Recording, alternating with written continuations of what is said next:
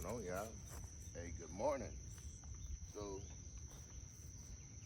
I'm gonna start making this thing a regular thing. I feed Logo 2 times a day, 2 cups of food. And how we do that, I come out, we work together. How long does it take to get through a cup of food? Some people think that that's a long time. What I'm trying to say is when a dog is small, you can give it one. But when a dog gets bigger, you can give it 2 to 3, a couple at a time. It's only a cup of food. I'm saying we're gonna try and run about a 15-minute timer on this workout. I'm gonna go ahead and start the timer.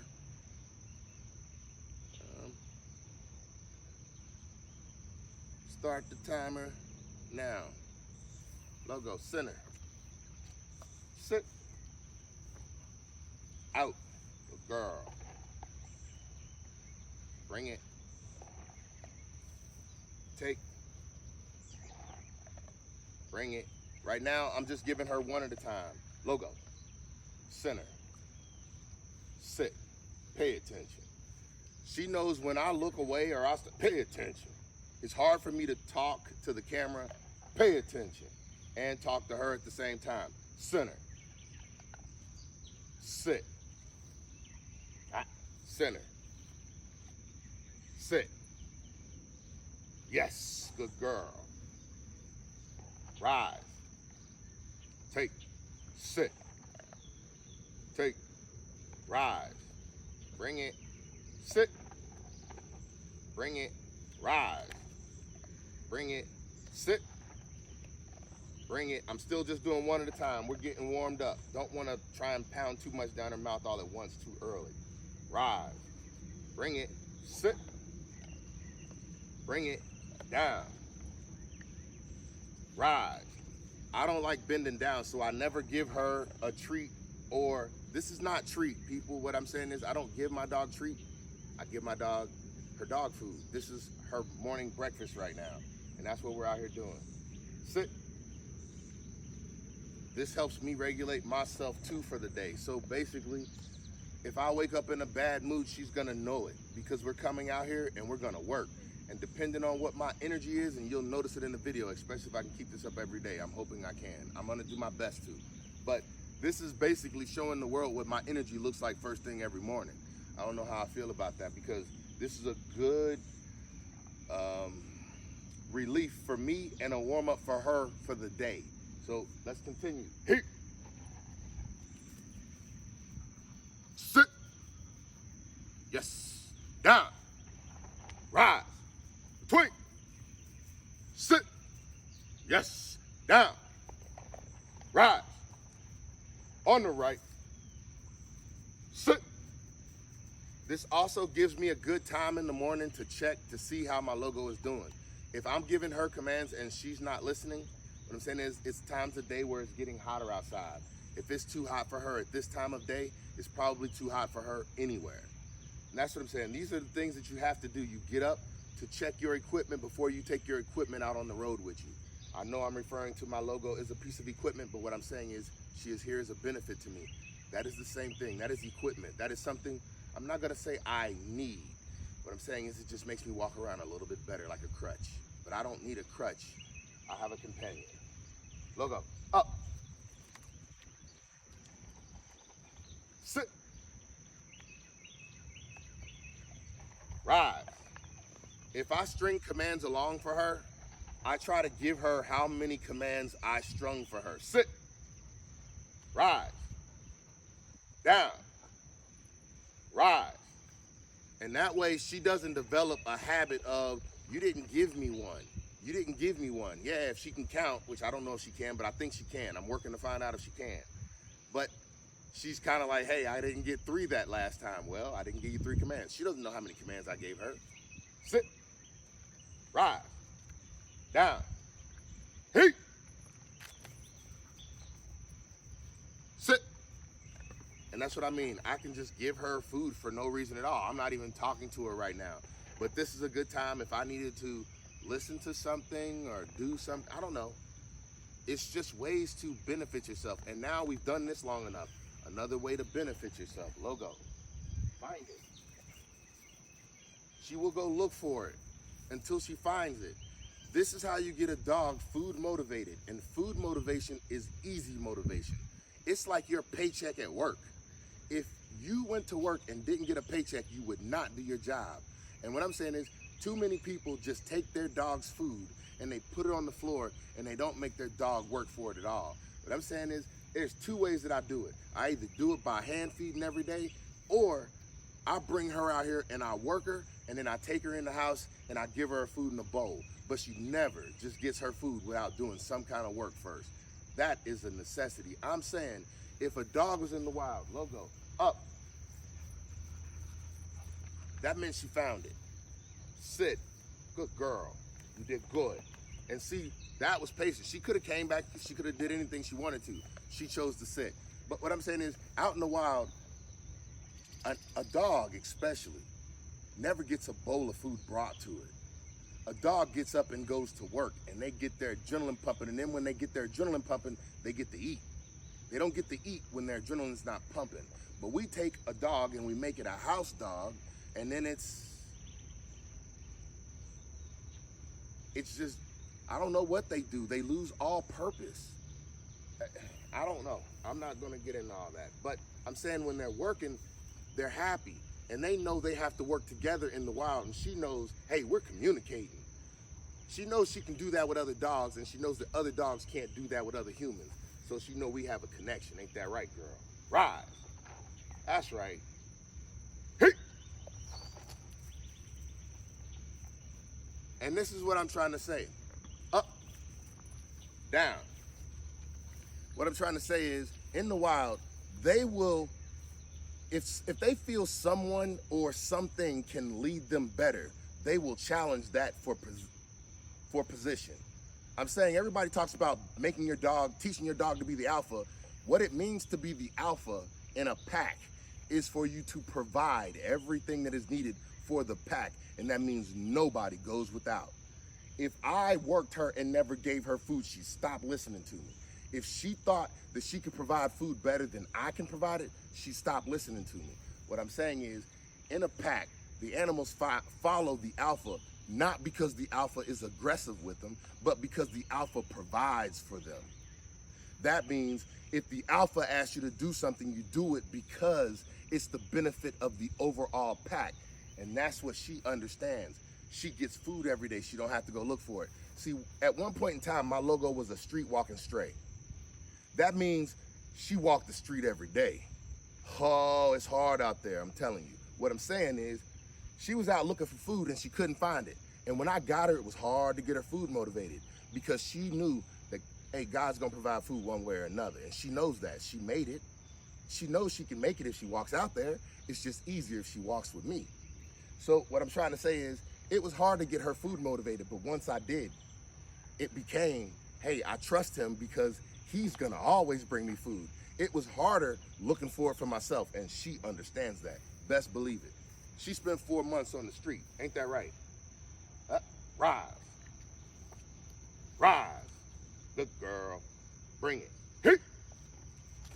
All this is still part of training. Even though I'm not talking to her, I'm still teaching her a discipline of staying on that log. Sit. I have to remain calm, but this is what I'm saying. This is that energy that gets me going in the morning. And I gotta discharge this before I take it out for the day. Up. Sit. Hey. I don't know what it is. Sit. Stay. I don't know what it is, but something about society has me feeling very weak. I feel powerful on the inside, but I feel like there's nowhere for me to let it go in a safe manner where it's not harmful to others.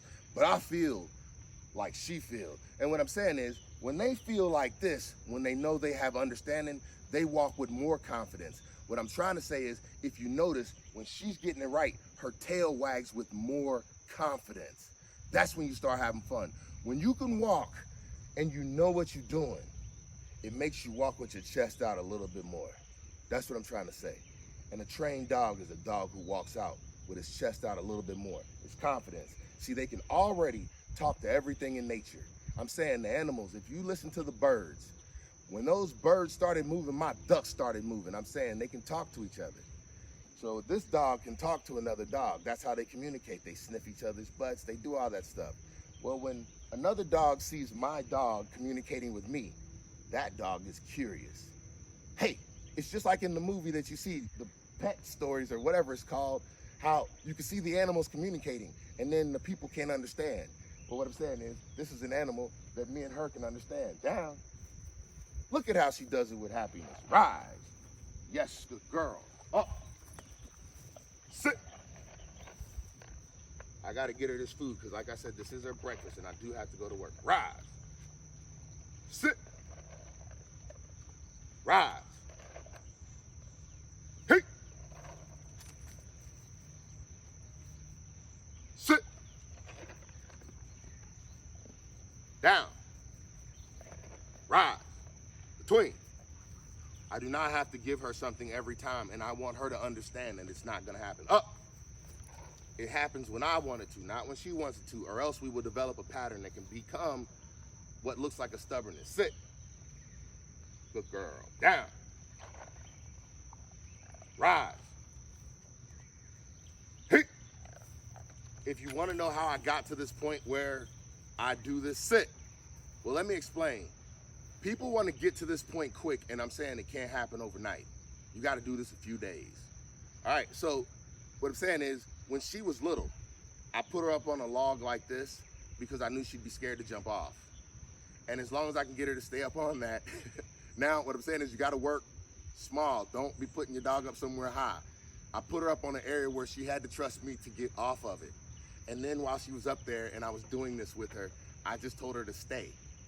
And I guess what I'm saying is, first word she learns is stay. So if you want to teach your dog to sit and stay, I'm saying early on in your day, you got to do it this way. All right, let's keep it moving. Up. Ah.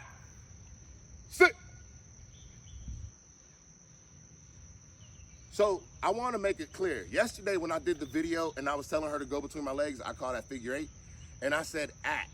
And what I'm working on is I said stacking commands. And what stacking commands means is when I say at, I want her to stop doing what she's doing and look at me. That just means, well, not really stop doing what she's doing.